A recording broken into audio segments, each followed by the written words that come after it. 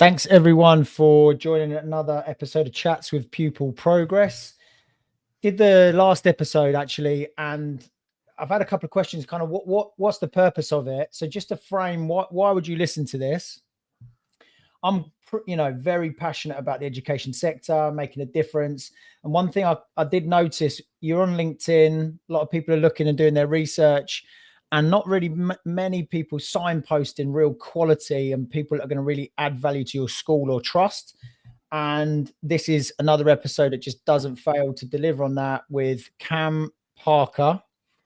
I'm just going to give you a little bit of an introduction to Cam now to give you an understanding of just, we were laughing about this. He's a bit of a big deal. He's a very humble guy because he's worked with, and this is where it gets really exciting.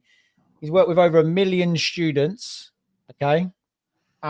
His YouTube channel that adds a lot of value to the education sector has had over 200,000 or close to 200,000 views.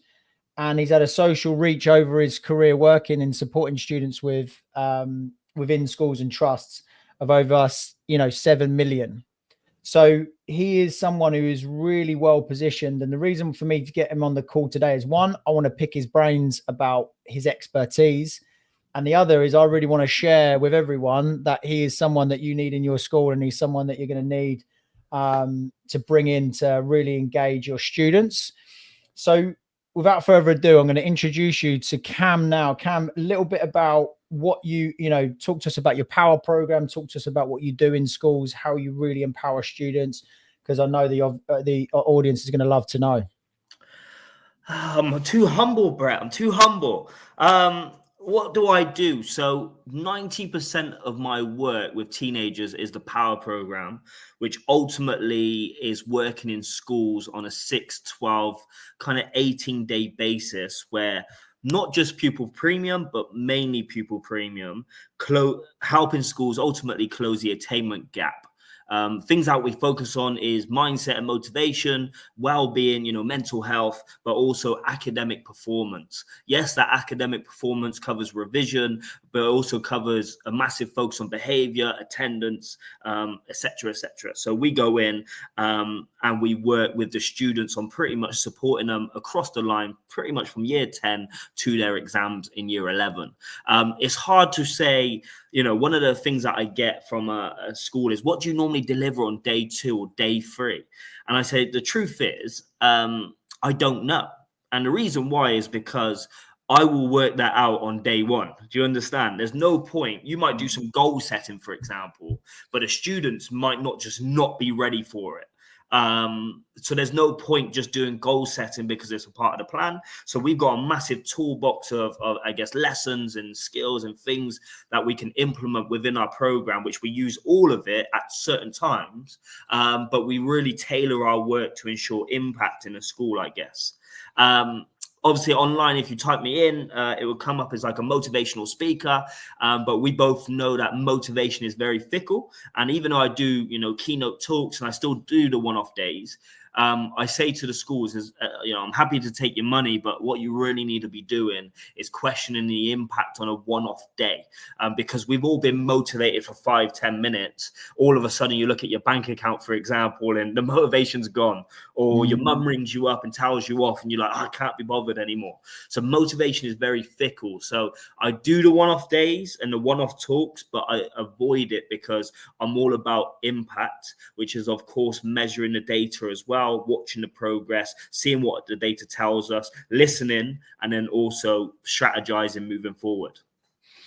Yeah, I mean, I know the strategy is working because I've spoken to schools. We know that there's schools that use pupil progress and have used yourself. The thing I've noted down here while you're talking, when I was an assistant principal, I must have lost count the amount of scripted playbooks of someone coming in talking to year 11. So you know what? This is why I'm so happy. I almost like, it's difficult, Brett, because I almost get offended by it sometimes now. It's like, I've got to go and do this. And it's like, I know what people are thinking, like the teachers. I'm like, I agree with you. I'm doing it. It's great. My 1 hour is brilliant, like genuinely brilliant session. Obviously, I've refined it over a long period of time and I will do it. But it's the big question is, and I'm happy to do it and say, why? why are we doing this? What's the Mm. intention behind bringing me in just to deliver 1 hour session? What's the point? Yeah, and when you're talking about what's refreshing for me is when you're talking about something that's bespoke. Mm. I'm going to come in. I'm going to understand your students. I'm going to understand with my expertise where they're at, and I'm going to deliver a program. And that's the other thing I noted down is I completely agree. You aren't going to come in because you've got this is a real conversation, right? And I know that you're the same as me, which is you're going to go in going, I'm some guy to you. But then when I come in over time, I'm going to build some trust and rapport with those students that not only am I going to deliver consistent messaging, but they're going to build a trust and rapport with me that's going to have an even bigger impact than just coming in and going, wow, for like an hour, because that's what's needed. Sometimes someone external is actually real blessing because they can just be a bit more honest and a bit more transparent, right? Well, it makes sense because I go and deliver these days, and we deliver impact. The data shows it. You can see it. You can feel it. But then I go home, and my 11-year-old daughter still rolls her eyes and stomps up the stairs. And so it's one of those things. I'm not necessarily saying anything different to what the teachers are saying, but that external person coming in with a bit more of a different outlook or saying it with a few different words, there's definitely an impact there. It does it makes a difference for sure. The word impact is important as well because I really like that you're talking a school's language because I remember when I was part of the behaviour group when I was on the assistant principal team in central London, and there's ultimately we're doing it for the reason we really want to get great outcomes for our students. Let's talk about the ugly word, which is exams, because at the end of the day, yes, we want students really well behaved. Yes, we want students really high motivation. But at the end of the day, we really want them to do well in the exams. And I know that you tackle that as a non-ugly word, which is we're all here. Because I just think there's just so much around, especially outside of education and when schools get criticized, it's exams. And I think, I sat down with Martin Oliver for one of my podcasts, and he says we get accused of being an exam factory. And he said if that means getting the students the outcomes that they need to go on and thrive, then call me an exam factory all you like. I don't care. And it's true. Yeah. Yeah. So like for me, it's as you know, with the schools that you've worked in before you started Pupil Progress, is some of our students, their backgrounds are extremely difficult. And unfortunately, it's not going to change. Like they're going to have, like me, my mum's never going to be the amazing mother. She's just not that person. Do you understand? So the thing is, your background may still be there when you walk out the door. The difficulties, the challenges are still going to be there when you walk out the door of the school for the last day. But my point is, you can either walk out, have those challenges with no outcomes, or walk out and have those challenges with outcomes. But now the difference is you've got options. You're in a position to reinvent the wheel. You might be the first person in your family to go on an aeroplane. You might be the first person in your family to ever buy their own house, to earn over 40 grand a year. I don't know. But I know what I rather. These problems are always going to be here. I'd rather still come out with outcomes, if that makes sense. Do you know what it reminds me? I won't mention the student's name. The name is etched in my brain, but we're not going to share it, obviously, for GDPR reasons. But we had we were big in our sports department, in the PE department. We were big on organization, punctuality, life habits that are going to see success, right? Yeah. And I'll never forget, he forgot his kit like twice in a row. And I was into him. I was like, Ryan, come on. You know, we're not going to get I know the ambitions you have. You want to get into the army. You want to get X amount of, GCSEs just in case the army doesn't work out. And we had a bit of a heated altercation. Anyone who's been in teaching long enough to know that that's sometimes going to happen. And I never forget, he threw the kit at me and he said, well, he literally threw the kit at me, right? Face, like, because basically what it is spare kit. And he said, I'm not wearing a spare kit. I said, come on, you know the situation, you know the rules we've got. Let's play ball. And he's just like, it's not easy. My dad's in effing prison. And I was like, whoa, okay. So we gave him a bit of breathing space. I sat down with a break time, and it was exactly that conversation, which is that going to change? So are we going to step into what can I do, even though that's never going to get any better? And this is not like a brag or I'm so wonderful, because there was loads of other things that I got wrong, but he was the only student that came back on the results day and said, you're one of the 4 GCSEs that I got, and I never forget that you were so supportive and shook Wow. my hand, right? And it was just you talking about it is that power of really deeply working with the students versus just putting some policy in place or just talking about X. You know what I mean? But also agreeing with him, like, if he says, it's really hard, or life is terrible and life is bad, my dad's in prison, I'm going through this, and you're like, yeah, that is pretty bad. That Yeah. is. You're allowed to be upset about that. You're allowed to feel angry. I Mm, get it. But then it's like, but now what? yeah. And it's not that direct, but sometimes it can be when the relationship's there, when the student. Like, there's a girl I work with in Middlesbrough, she's got the energy for days, she's got so much potential, but she's somewhat unfiltered. And she came into my session literally over a week, and she got kicked out of English. And she come to me, and the deputy head said, go and see Cam. He's on his lunch break. I was having my lunch break, but she's like, go and see Cam. So she comes marching in, effing and blinded, to be fair. And then I didn't even respond, right? I was still on my lunch break, and I was on my phone. She's like, do you not even care? I said, no. Because I said, this isn't the person that I know. So keep going, and tell me when you're ready for a conversation. She's like, no, it's crap. Blah, blah, blah, blah. I said, listen, I understand. I said, what happened? She told me a lie. I said, come on, you're not going to get kicked out of a class for that. What happened? Well, I did call this girl this. I said, so do you think you probably should have been kicked out? This is when she got caught. Yeah, probably, but I don't care. So I understand you don't care, but you probably understand why you've been kicked out, right? And she said, yeah, I guess. She said, I said, so are we taking like 50% of responsibility now? She's like, no, 25%. And then we spoke a bit more. And then by the end of it, I rang up the deputy head and I said, she's ready to go back to lesson now. She's taken 75% of responsibility for her actions, for getting kicked out. She's calmed down. And the thing what she walked out, she said, thanks, sir. I hate you, but thanks. The deputy head was on the phone saying I'd have taken 25% responsibility, let alone 25%. But it was just that sometimes there's just that, it's that she was expecting me to be like, oh, what's happened? But, she just needed to blow a bit of smoke, a bit of air. She's stressed because she's got GCSEs. But every student is, of course, different. Every approach is different. It depends on your relationship. It depends on everything. But the main point is, why are we doing what we're doing? Some of the students that we work with are the most vulnerable, disadvantaged, even though I hate that word.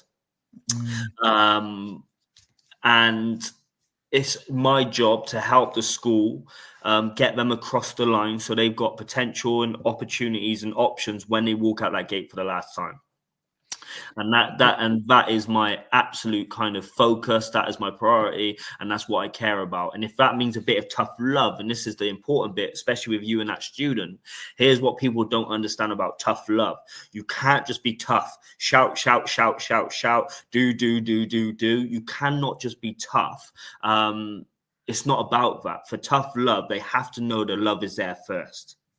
Yeah, They have to know that you care, you want them to be there. Not all, like, depends on the relationship, but for you to really snap a student out of it, like, what you had, where, most people wouldn't be able to know. They wouldn't know what to say if my dad's in prison. And the way you handled it was obviously perfect, but that's because the love was there. The love has been built. The respect has been built. You've done what you said. You have high expectations. You have high standards. They can see that. And we're not willing to drop those standards at any cost. That's a great segue into talking about this power program, because I totally agree.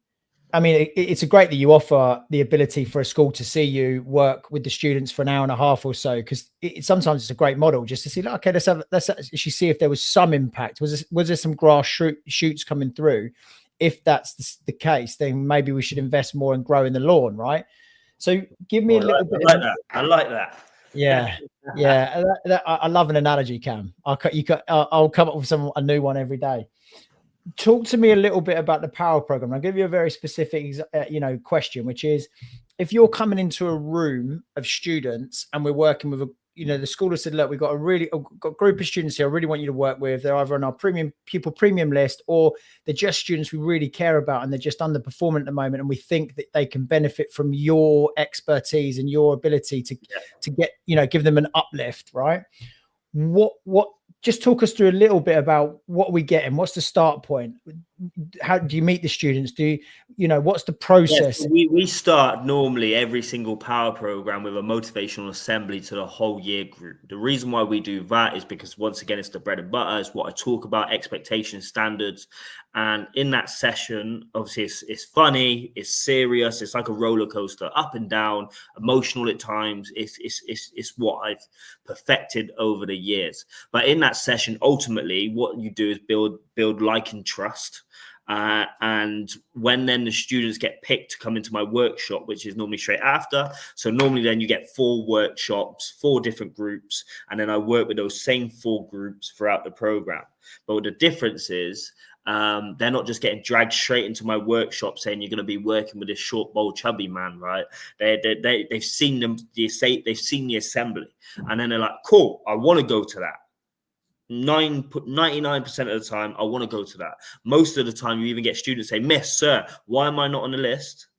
I want to do that. Why am I not part of the program? Because they've seen the assembly, I built it up, they're excited, they're ready to go.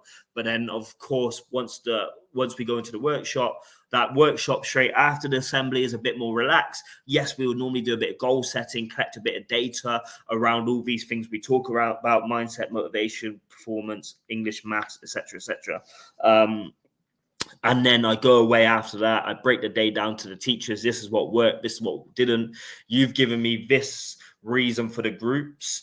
I agree with this, but I don't agree with that. So this is the angle I'm going to take. And then we just be flexible with the approach pretty much. So then day 2 is a lot more specific for each group moving forward and beyond. Love it. And this is what I'm interested actually to learn from you, having worked with so many students running programs like this. What are the key themes or approaches that we don't want to apply one size fits all model coming in, just this is my template I'm going to deliver to a school, every individual. But what are the key themes that you just notice really consistent? Because we've got key themes that run, oh, okay, you have the same problem, especially with regard to tracking and monitoring with our software. But what is it you see key strands where you're going, oh, okay, right, well, of course this group are a little bit deflated, or of course this, what is it that you see that you commonly keeps them coming up with all the schools you're working with?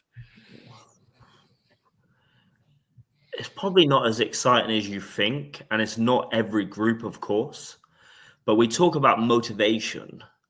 But if you look at the average screen time that I've collected from 5,000 students on paper who's been a part of the program, the average screen time is 6 hours and 22 minutes a day. Wow. Normally we got a sleep, hydration, exercise, and diet category when we collect the data. 10 is normally unbelievable. 1 is dreadful. The average there is normally 4, which means normally the bad diet, it's not bad, it's sleep. Students are just not sleeping. Energy drinks, of course, they're open, they're vaping. Their screen time's ridiculous. So most of the time, it's not that they're not motivated, it's just that they're exhausted. So and that's genuinely a huge problem. So it's not that, they don't want to do well. It's not that. It's just they're exhausted and they're tired and their head's they're prioritizing different things. And their day starts when they leave the school. That's crazy. I mean, I actually, that's insane. It's like one of those couple of statistics that start coming out. It seems so obvious though. Like when you really think about it, like, yeah, of course. And of course it's not everyone, but that's an average, what I've just said. So I genuinely joke. One of the biggest jokes that I say when we're talking about some of our challenges, when I talk to students, what are your challenges, this and that? I say it could be anything. It could be school. It could be revision. It could be you like somebody, but they don't like your back. It could even be on a Friday afternoon, you go home and you go into your bedroom and you don't come out until Monday morning. And the laugh that I get, like, huh, how does he know? But mate, a lot of these teenagers, I can't say a lot, I can't put a number on exactly what, but they genuinely go into their bedroom on a Friday afternoon and they don't really come out until Monday morning. Obviously, they do come out, but not really. They don't really shower. They don't really clean their teeth. They don't really go out with their friends. And of course, I'm making this generalizing, but I'm kind of not at the same time. But I didn't realize how much of an issue this was. No wonder you feel like crap. No wonder you don't want to do school, because you feel like crap. I mean, I want to dive in. I mean, I've got. You seem a bit shocked by that. I'm not shocked. What I'm more shocked about is the fact that it's so obvious you overlook it. Because it's just, you can't just tell a student, like, and I've had this conversation with students all the time. I say, you can't just tell a student, stop vaping, it's bad for you. Come on, sir. Come on. Like. So this is what I want to start picking into, because what I love, just as a reminder, anyone listening to this, it's not just about coming in saying, it's for your future. And this is deep teenage real issues right now: vaping, sleep, diet. Like, these are the things that are making the big difference. The amount of people I probably should collect. How many of you drink a bottle of water a day? Man, I should start adding it in, because I genuinely doubt 10% of them do. It's crazy. So talk to me about what's your experience with vaping and these behaviors after the program? Because it's easy to go, right, what's the grade uplift and what was the impact on attainment? But I'm looking at these horror stories of young people having operations because their lungs are popping and all sorts of stuff because of the excessive vaping, right? What's been the outcome of working with people on core actual health behaviors, what I'd call health behaviors? In vaping wise, we don't collect the data, but I approach it as a bit of a serious but fun. I say, so like I mention it, I say, what do I say again? I'm like, how many of you just walk past the toilet and you get shaked because you just want to go into the toilet and have a vape? I say, look at a few of you smiling. I know who I'm talking to in here. And they're like, we don't vape, so we don't vape. I said, all right, okay. I'm not saying you do. Like, okay, that's fine. But just say, as a percentage, how much of your year group do you think do vape? And they're like, 80%, sir. So only 3 of you out of don't vape. And they're like, got you there, haven't I?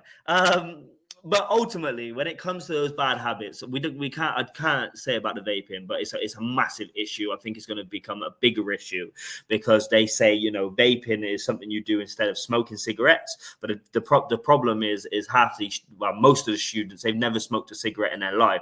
They've gone straight to vaping. And that's where obviously a massive issue. Have you seen a drop off? I suppose where I was going for it is, have you seen an impact on either students reducing the amount they vape or quit? Yes, the point, I've got a whole thing around World Cup expectations and Sunday League, and I say, what is it you want? And some of them be like, I want to be a midwife, I want to be a doctor, I want to do this, I want to do that. So I say, in this day and age, I believe you're going into a more difficult time than ever before. That's just the truth. I feel like I can feel it. It's not like your parents' day when they said, when I was 14, I had a mortgage. I said, like, it's a different time. Things are hard. You need English and maths to work in McDonald's, 5 GCSEs just to work in McDonald's. Like, you're not going to be having these World Cup. You're not just going to be expecting to buy your own house one day. These are World Cup expectations nowadays. I said the problem is you have Sunday league planning, preparation, and work ethic. You have Sunday league planning, preparation, work ethic, but you expect World Cup expectations and goals. I said there's a massive disconnect there. Don't tell me you want to earn 100 grand a year if you cannot tuck in your shirt. Disconnect. Don't tell me you want to be a doctor if you can't even do a little bit of revision after school. Disconnect. Don't tell me you want to be a footballer when you've got a vape in your back pocket right now. Disconnect. And so what I try and do is close the gap. And it's not about what they want. It's a be, do, have. Okay, this is what you want. So who are you currently being now? And what are you currently doing? And what would that result in you having long term? This. Okay, so if you want 100 grand a year, who do you need to become now? What type of person do you need to become? I can't be showing up on time. I can't be wasting £5 a day on vapes or energy drinks, or I got to have whatever it is. You get the point. Be, do, have. What do I need to, who do I need to be? Disciplined, etc., consistent. What do I need to start doing? I need to start showing up on time. I need to probably stop vaping because it's messing with my energy. And then that's going to result in the have. And my whole point is, because they like talking about money, I say, what's the average salary for a 30-year-old in the UK, do you reckon? And I don't know, 30 grand a year, sir. So you're probably about right, maybe a little bit more, but say 30 grand a year. So would you be happy on 30 grand a year? And most of them be like, no, that's rubbish. Back to the 5,000 things we've collected on paper, by the way, Brett. Let me ask you, what do you think the average salary they want by the time they're 30 is? Oh, they want 5,000 year 11s. I reckon by the time they're 30. Yeah. It's not believable, but it's no, I reckon it's at least £100,000. Close. 75 grand. Yeah. A year. 75 grand a year, right? So that is the average salary that they want. So then I say, okay, what is the average salary? They're like 30 grand. Okay, so I've got it on the board, 30 grand a year. I do my whole thing and I say, here's the thing. Let's go back to the 30 grand a year. You guys laughed at that. I remember you laughed at it. Yeah. Do you agree? Yes, we did. That's rubbish. If that's the average salary in the UK, most of us in this room are not even acting average. We're acting below it. So the bigger question is, if we carry on doing what we're doing with our routines, behaviors, and habits, what will be our outcome long term? What would that look like? That has nothing to do with your teacher. That has nothing to do with me. That is everything to do with your output. You cannot be 25 years old blaming your maths teacher for your lack of success in your life. As you see, I'm passionate about it, but it's true. But then it's not. It's not about what is it? It's not about telling them just believe in yourself. I'm there showing them how they can. That's the difference. That's the difference between me and other speakers and coaches. I'm not saying, guys, just believe in yourself. Raise your standards. You can do it. It's like, this is how we can do it. These are the habits we need to start doing. Then when I hold them accountable, we set 3 commitments and I hold them accountable for those commitments when I come back. It's the right process. Not only does it make sense, but it's proven. I've done it, but not to the level of expertise that you've done it to in my own teaching career. And there's an element of it which is actually it's almost like bringing people back into reality, but reminding them that they can achieve the dream. But at the moment, you're just living a double dream. You're just dreaming the dream's going to come.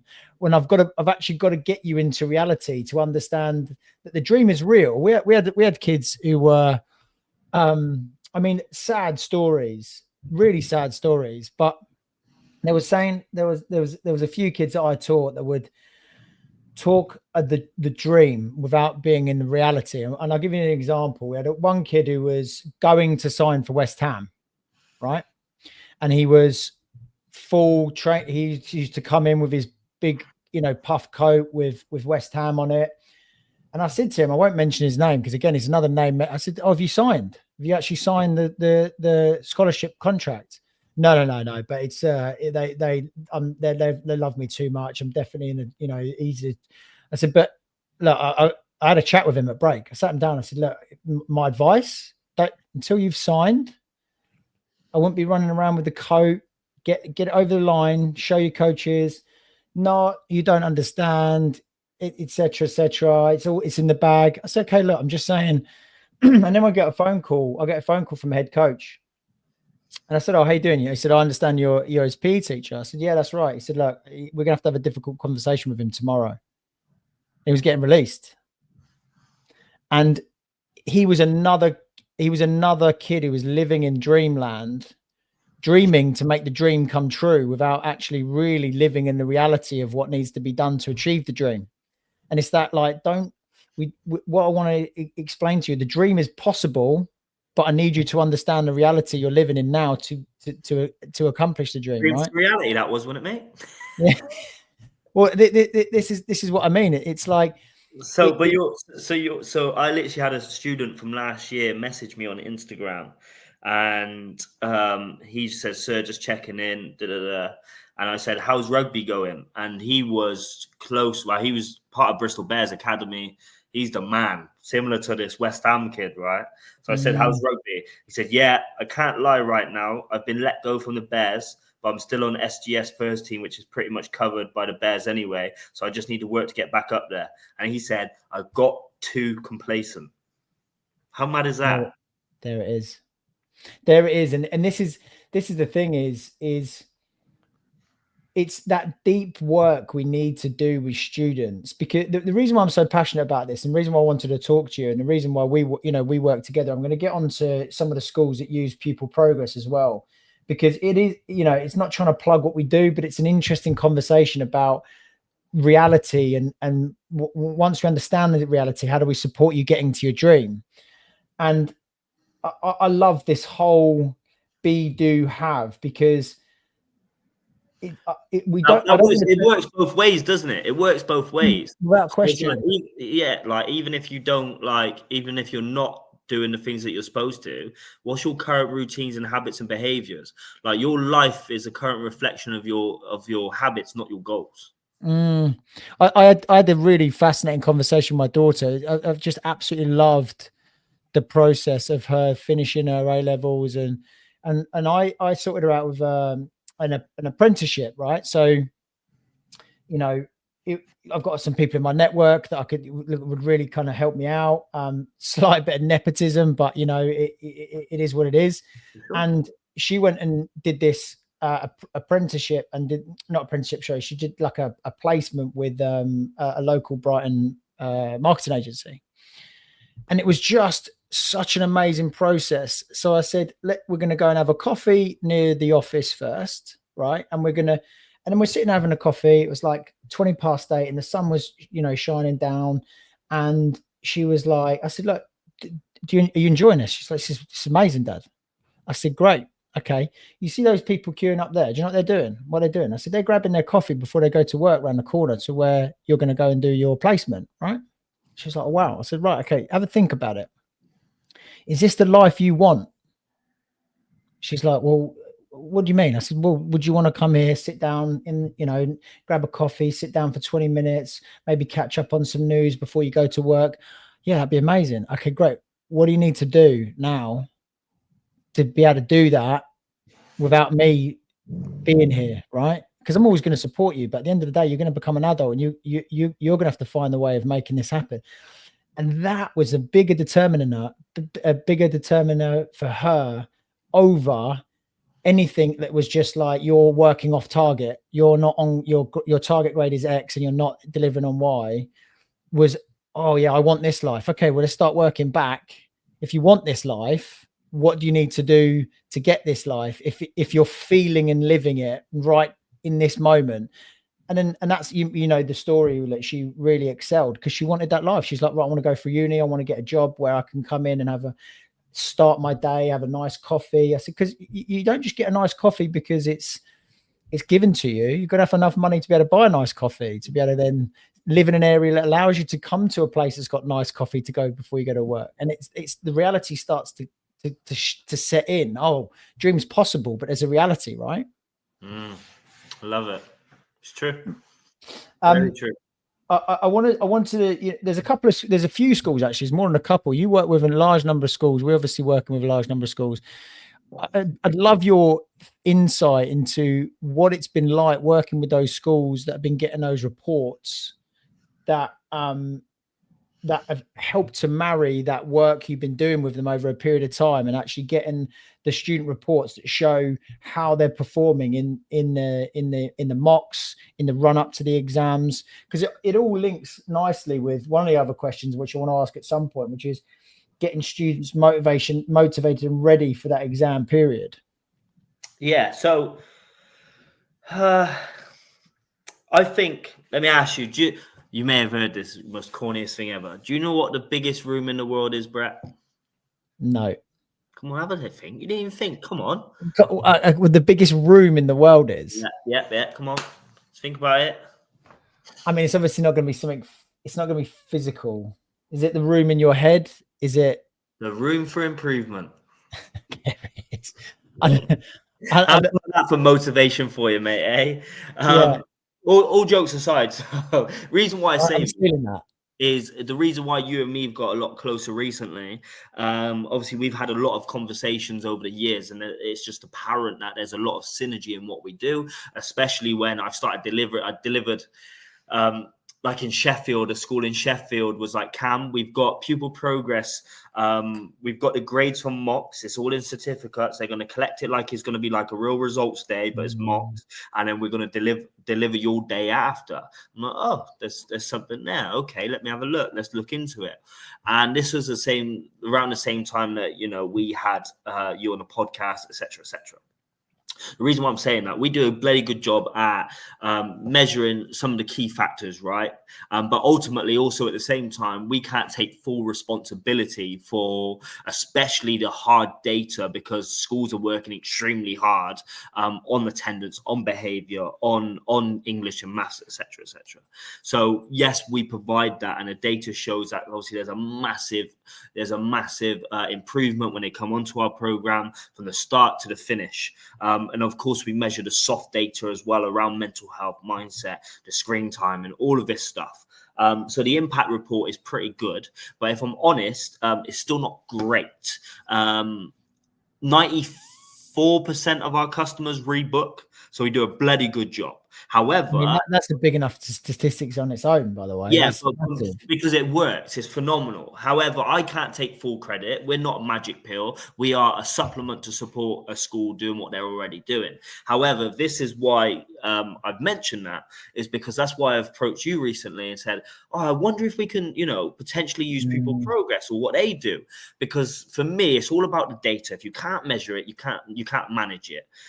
Because I believe that most adults, even adults, are navigating through life with their eyes closed, let alone teenagers.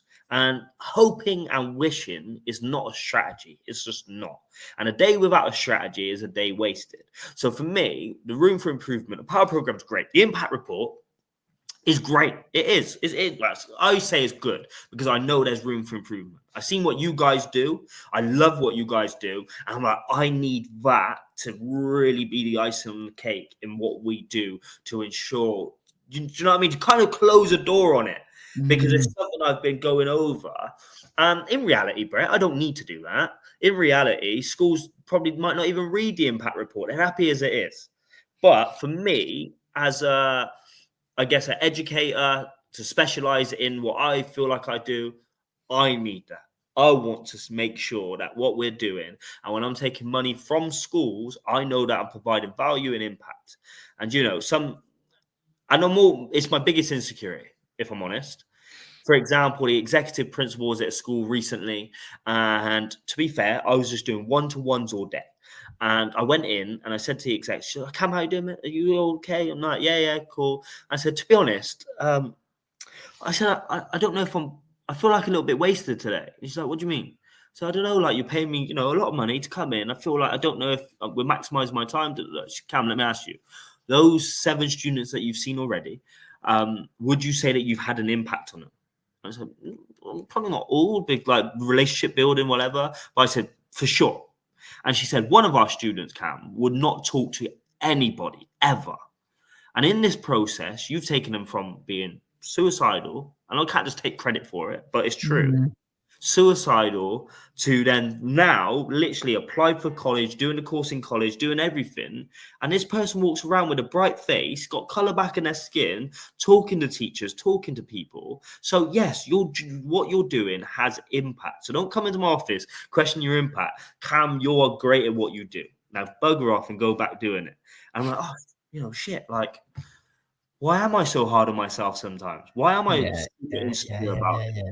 But I think that's also what makes us great. And it's not me trying to take credit about what happened to this student. It's not me. They've done the work. But yeah, there's the impact, if that makes sense. It's hard. I mean, there's another guy, you know, that you age ago, he was on the same podcast that we did with it was Ross McGill on it, and there was Yeah. Matt Hyde from Elephant Counselling, and he said to me, Brett, you know, I don't believe in schools being exam factories. And I said, and he said, I know that you might find that offensive. I said, absolutely not. I don't find it offensive at all.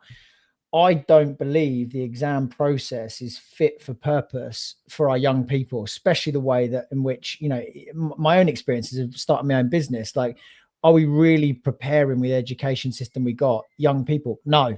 But what I will always say to him is, we have got an unavoidable process that they have to go through.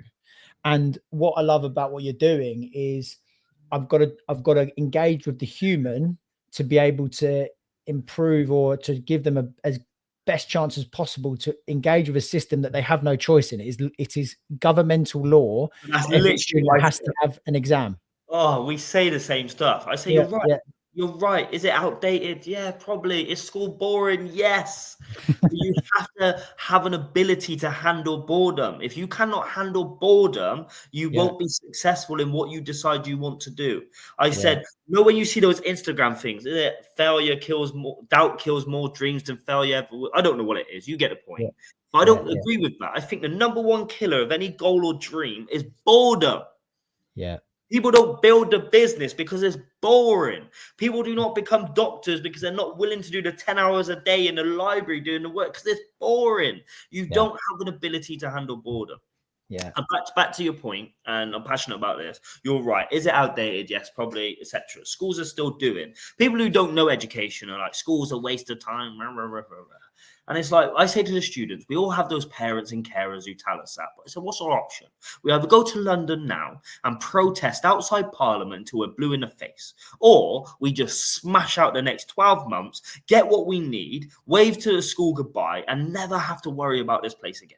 Mm. I said, do you know what I mean? Let's just get it done. Play the game to change the game. Yeah. Yeah.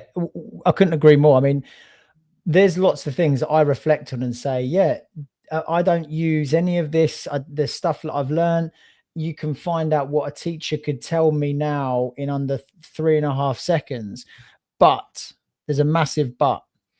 There's a huge amount of things that I did learn from school that are going to set you up, right? Which is the resilience to put yourself through stuff that's not that enjoyable. I thought the revision process was painful for me, but did I put myself through it? Did I have the resilience? Did I give dedication? You know, that whole consistency over motivation. Was I consistent with it? Yeah. You know what? Did it teach me problem solving? Yeah, because I wasn't very good at it. And some of my early indicators were like, you were going to do really badly, Brett. So you've got to figure out a way that you're going to be able. So it's not just saying that the education system's woeful and therefore I'm not going to be able to take anything from it. It's being able to actually think about, well, what has it taught me? What is it teaching me? I've got to go through this system. I've got to make the most of it, and I've got to take out as much as I possibly can from the system. Ultimately, it's flawed. We know it, but you're right. Everyone's still got to say exam. What a great conversation. And I almost get bored about talking about it to other people who just think one way. And it's normally people who don't know schools. And they're like, well, schools don't do this. Actually, they do a little bit. They don't do that. They kind of do. And I say, well, also, they're only in school about 18% of their week, which means the other 80%, they're outside of school. So what's going on outside the school gates? Schools are not responsible for absolutely everything because there's only so much you can do, say in 20% of the week. And it's what it's, you know, and then you've got the conversation. Yeah, but sir, my uncle, He's a millionaire and he dropped out of school. We heard those conversations. You must have heard those before, right? I said, okay, let me break that down to you just a little bit. And my numbers are going to be off just a bit. I can't remember what the numbers were. But I said, okay, put your hands up if you know somebody who dropped or flopped school who is now doing okay, running a business, successful, whatever. Normally you get about 75% of their hands put up. Okay, cool. So let's go back to your uncle. What's your uncle do? He's like, this. Perfect. How old's your uncle? I don't know, so about 45. Okay. Your uncle left school 30 years ago. It is a different time now. And so let's look at the statistics, right? If you look at the school to prison pipeline, I don't know off the top of my head, I think it's something like 90,000 males in prison. And the percentage is about 80% of them either dropped or flopped school. I need to double check those stats, but I know it's very, very high, right? And that alone, if you look to those numbers, so what does that mean? There are a lot more people who chose to flop school who are now flopping life compared to the ones who chose to flop school who were successful. And that's prison. We're not even talking about everybody else. And this is coming from somebody who's heavily dyslexic. I got ADHD. Do you know what I mean? Diagnosed when I was 8 years old. I struggled in school, Brett. I was challenged. I'm friends with my old head teacher now. But he said, Cam, I never challenged your behavior. He said, I never challenged you personally. I only challenged your behavior. So yes, I was getting detention, so excluded, all of these things. And it wasn't good, but I deserved it. Yes, was the classroom for me? No. But however, I've still gone now and got a university degree. I've still got about 150 books behind me. And now I communicate for a living. My dad used to say to me, it's such a great saying. He said, it's always, he used to say to me, Brett, it's always better to have doors open than doors closed. Oh, I like it. That's so, yeah, why would you close a door that you can keep open? So for example, GCSEs is a door that you've now got open, right? A level is now a door you've got open. It's better to have the choice of walking through that door than a door that's locked, right? And it stuck with me forever because do you know what? If you've got to get it done, great, get it done, get the door open, and then you've got really welcome difficult choices. Which door do I want to walk through versus the only door that I've got? And no one wants to only have one door to walk through. No one. So, it's a great message. I kind of wanted to, bring Sorry, this we've in. gone off track a little bit. Sorry. No, it's not. It's perfect because the thing that I really love about what you're doing, and also in combination with what we're doing, is we're talking about data, like attainment. How are you performing against your actual potential in your exams? That's what we deal with ultimately, right? What I really love about what you're doing is, right, let's talk about the human behaviors that impact on the importance of that. And, we've come to probably a really good point now, which is we've been talking for nearly an hour. And what I really love about what you do is let's not just talk about attainment and why you're off target. Let's talk about deep behaviors that allow you to access the dream that you want. Let's talk about your diet, your sleep, your behaviors that are limiting you right now, your screen time. Let's talk about your ambitions and goals and bringing in your behaviors to be in line with where your ambitions and goals want to go. And that's what, I think this is a really great place to wrap this up, in the sense of giving people an understanding that you're talking about deep rooted behaviors that we're trying to get students to understand are critical if they want to play in the Premier League, if they want to access the dream that they social media at the moment is such a massive problem. There's the rise of like the entrepreneur at the moment. It's been for the last 5 years. There's a guy who's been challenging it recently. I've forgotten his name. I think it's Graham Stevenson. And he's basically saying, I'm tired of these podcasts telling people that go and start a tech business. And I'm just like, it is insanely hard. It's not saying it's not possible, but not everyone is cut out to doing that, and not everyone else is cut out to doing the other things that I might not have gone on to do. And it's It's actually, that top positivity, yeah, and I had that probably about 10 years ago. But if you notice, there's not much positivity what comes from me anymore. But it's not, I'm not positive and I'm not negative. I sit in the middle nowadays. Not everybody can be entrepreneurs.